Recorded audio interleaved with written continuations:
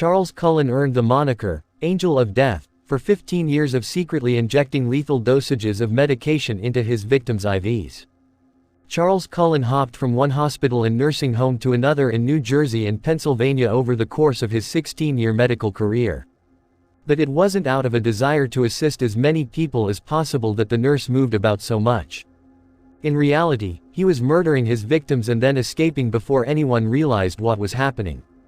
Cullen administered lethal pharmaceutical doses to at least 29 of his patients between 1988 and 2003, resulting in their deaths. Cullen may have killed many more victims than 29 before he was ultimately apprehended in 2003, according to investigators. Some even contend that he actually killed 400 people, making him the most lethal serial killer in history.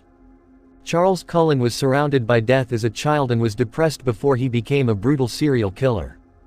When Cullen's father passed away in September 1960, he was just 7 months old.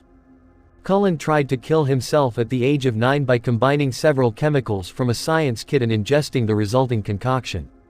He was bullied a lot at school and had few friends. He developed a passion for Dostoevsky's writings during his adolescence, especially the murder mystery classic Crime and Punishment. Cullen's mother was killed in a car accident at about the same time. By high school, the taunting had evolved into bullying, and one time when he was teased at a party, he returned by poisoning their drinks. It's a good thing that nobody died from the poisoning. Cullen quit high school in April 1978 and enlisted in the U.S. Navy, where he was trained to operate ballistic missiles. Sadly, it turned out that life in the Navy was exactly as turbulent as it was in high school. By the other crew members, he was frequently teased, mocked, and hazed. He was at one time discovered seated at the missile control panel, dressed in a stolen hospital gown, mask, and gloves. A report of the incident led to Cullen's transfer to another ship.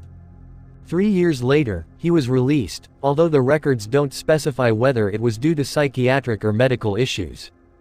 Cullen enrolled in the Mountainside Hospital School of Nursing in Montclair, New Jersey, after being released from the hospital.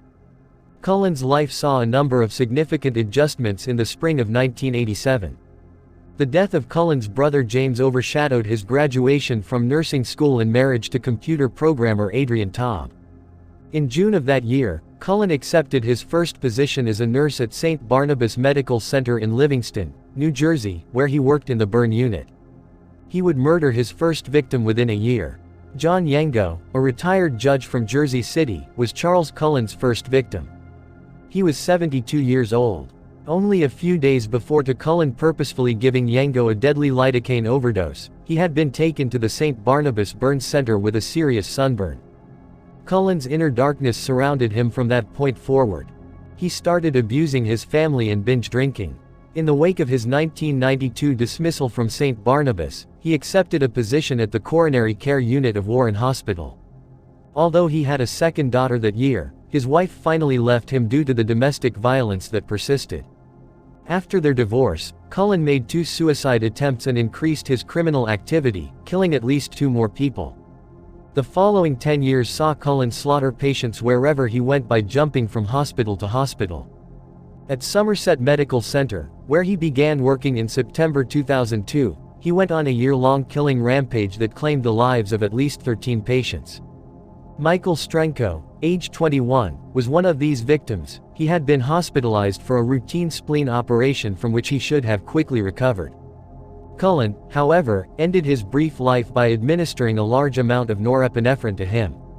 Rumors and suspicions concerning Cullen attracted enough attention after so many fatalities in a single year that an official investigation was launched. In the end, Cullen faced his fate in December 2003. A hospital inquiry found that Cullen was prescribing strange medicine combinations and accessing the medical data of patients who weren't assigned to him. Although many of his patients were on the road to recovery when they passed away, he maintained during his trial that he had wished to end the suffering of his victims.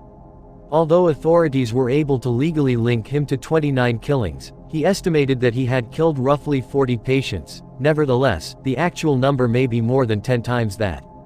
Charles Cullen was ultimately given a life sentence with no chance of release for 11 consecutive years.